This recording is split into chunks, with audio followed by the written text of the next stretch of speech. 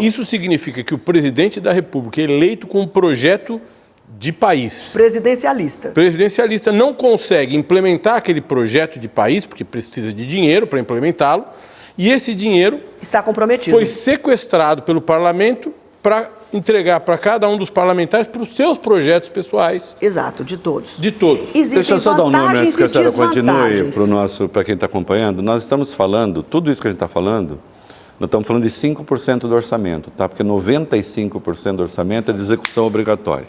Previdência, nós estamos falando de 5%. Folha, saúde e educação. Juros da dívida. 5%. Juros da dívida aqui. Então, esse orçamento sequestrado, foi uma ótima observação, Reinaldo, esse orçamento sequestrado significa 5%. Só que é dinheiro demais e que não tem outro para o governo fazer as suas aplicações.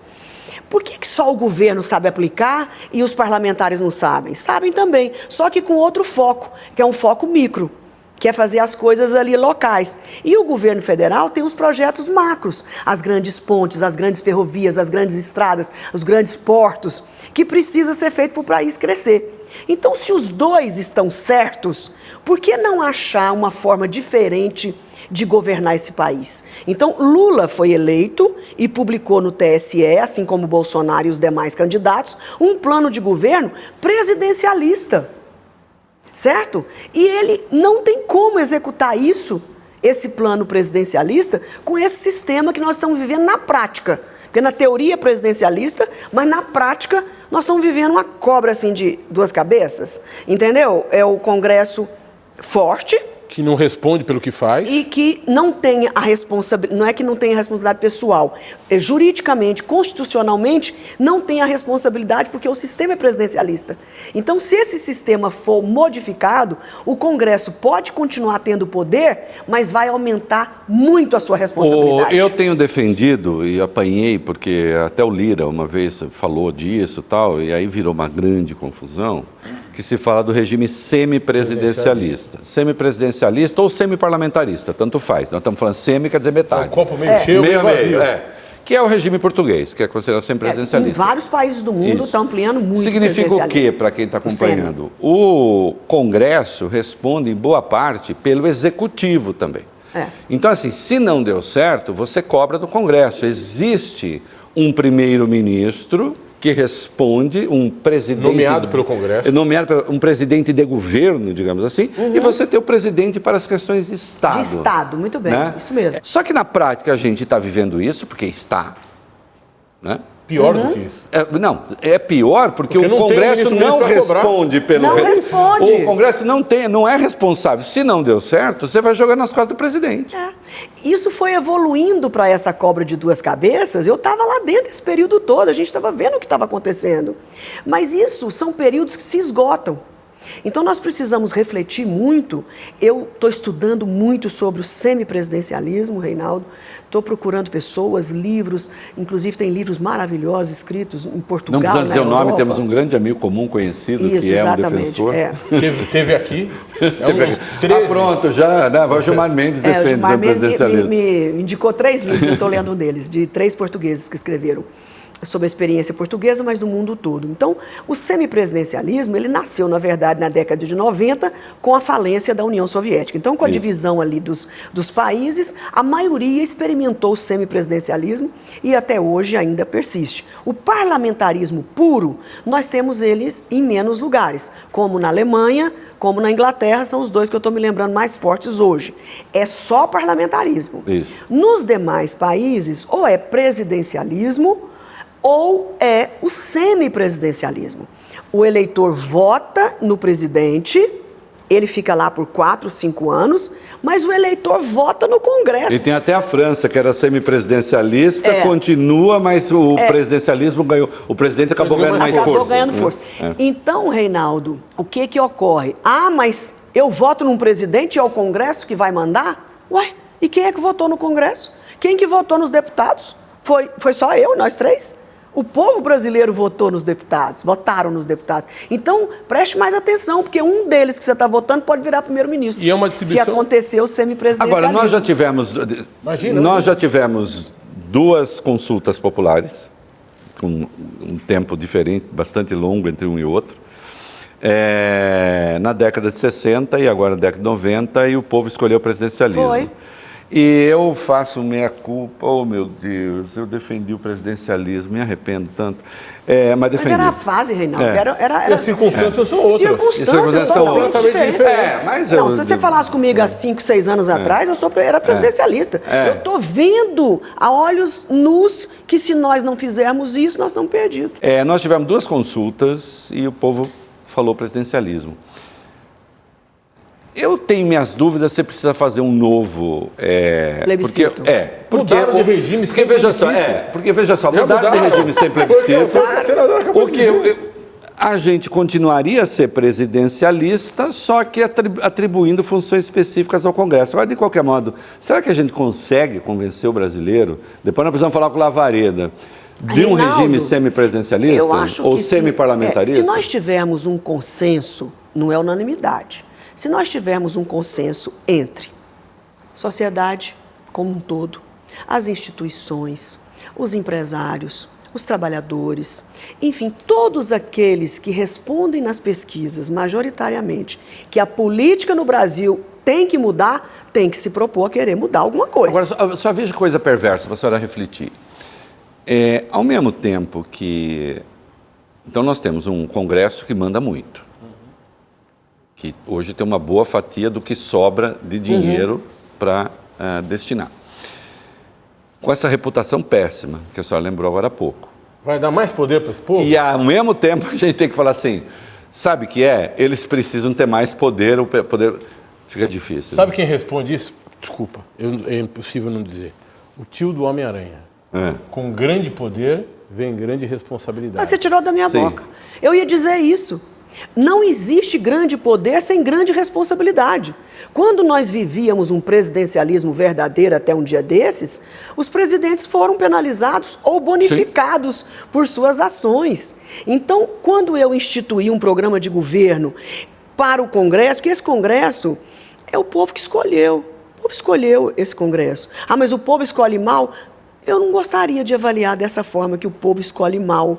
Eu acho que o sistema atual está desvirtuando o papel dos parlamentares. E que se a gente colocasse isso nos trilhos, os senadores e deputados, principalmente, ia aparecer muito mais o trabalho deles, os partidos. Porque esse é o outro ponto. Como é que pode, Reinaldo? Eu fico muito a pena de vocês, paulistas, por um motivo. Nessa eleição agora, eu até anotei, vocês tiveram que escolher um deputado estadual. Vou falar para você quantos candidatos vocês tiveram. Você não sabe, né? Sei não.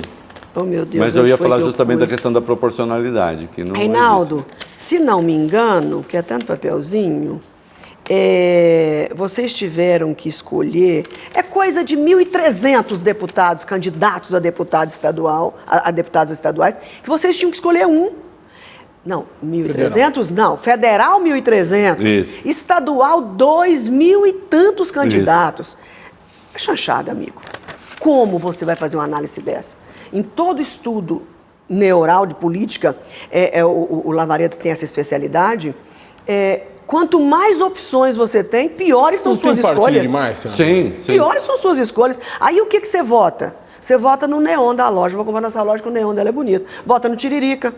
Vota nesses personagens que viram um neon e acaba elegendo 2, 3. Eu não estou A senhora está defendendo um voto distrital misto, por exemplo? Eu gosto, mas acho mais difícil aprovar o distrital misto. Eu gosto muito dele. Eu sempre fui uma parlamentar que defendeu. Que é isso? O voto distrital misto é o seguinte, hoje é muito interessante. Quanto mais a gente fala, o eleitor vai ouvindo, vai tomando a raiva do sistema e ajuda a gente. É o seguinte, Estado Tocantins. Então, comecei na política, o José começou na política nessa região sul do Tocantins. Aí vai ali, arruma os votos, se elege. De repente ele não fica muito bom mais, aquele prefeito não quer apoiar ele, o outro líder não quer, ele muda lá para o Bico do Papagaio. Agora eu vou buscar voto no Bico do Papagaio. Isso é um voto, Deus me perdoe, muito complexo de o eleitor acompanhar o mandatário e acho muito desonesto com o Estado. Por que ele saiu dessa região e teve que ir para outra? Boa coisa não foi. Então, quando você tem um voto distrital, a chapa é montada de acordo com os distritos. Eu só sou candidata pelo Bico do Papagaio. Só posso ter voto lá. Ou só posso ter voto pelo sudeste do Tocantins, ou por Palmas, região de Palmas. Então, divide os distritos, tem países que são assim, divide os distritos e o eleitor, o Reinaldo é daqui do Bico do Papagaio, deixa estar, vou vigiar seu mandato. Não fica correndo trecho.